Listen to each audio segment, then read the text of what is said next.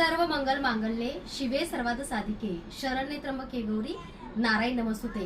तर बघा, स्वामींचा प्रकट दिन आहे, गुढीपाडवा आहे आणि बऱ्याच ताई स्वामी मूर्त्याट म्हणजे शीतलताईकडे गुढीपाडव्यानिमित्त खरेदी करायला येतात। प्रकट दिन निमित्त बऱ्याच ताई दुरून दुरून येणार आहेत, कारण प्रकट दिन आपल्याकडे बघा भक्तांचा महासोहळा आहे, त्याचबरोबर नामस्मरण सोहळा आहे, त्याचबरोबर आपल्याकडे बघा साक्षात स्वामींचं आगमन होणार आहे, महाप्रसाद सुद्धा आहे आणि महाप्रसादासाठी नाव नोंदणी करा।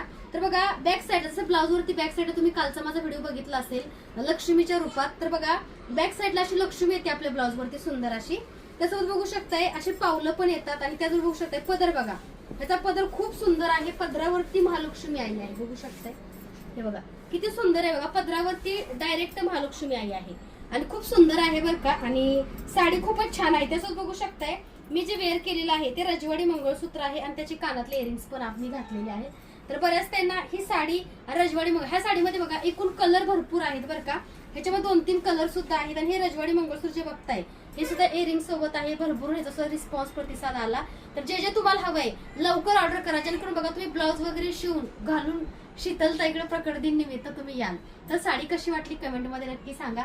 धन्यवाद। श्री स्वामी समर्थ।